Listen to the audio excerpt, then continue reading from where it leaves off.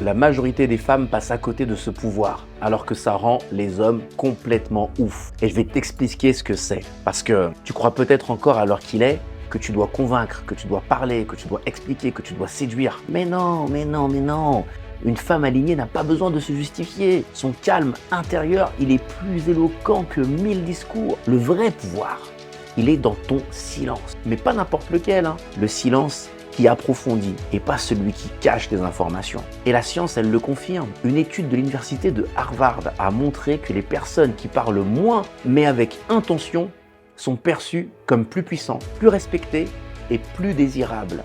Tu m'entends là? Ils ont démontré que ton silence bien posé fait de toi quelqu'un de vraiment magnétique. Et cette puissance, elle vient du fait que dans le silence, tu crées un vide. Et la nature humaine, eh bien, tu sais, elle a horreur du vide. Les gens, ils se sentent obligés de le combler, de venir vers toi, de chercher ce que tu ne dis pas. Ton silence devient alors une invitation qui a l'odeur du mystère, tu vois. Tu crées de la profondeur, en fait. Et l'homme aligné est un chercheur de trésors, ne l'oublie pas. Quand tu ne cours pas après les mots, quand tu ne cherches pas à remplir chaque blanc de conversation, tu forces l'autre à venir puiser dans ta profondeur. Et cette profondeur, elle est infiniment plus séduisante que tous les bavardages du monde. Du coup, ton silence n'est pas vide, il est plein. Plein de ta présence, de ta profondeur, de ton mystère.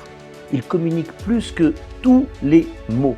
Et comme le dit Václavic, on ne peut pas ne pas communiquer. Alors même quand tu fais silence, tu parles. Et ce que tu dis, c'est « Je suis là, entière, mais je ne cours pas après ton attention. Si tu veux me découvrir, viens ». Dans la tradition africaine, on connaît bien ce langage. C'est le langage le plus ancien du monde. Celui que parlaient les femmes avant qu'on leur apprenne à se justifier d'être ce qu'elles sont et ont toujours été. C'est le langage de l'être plutôt que du paraître.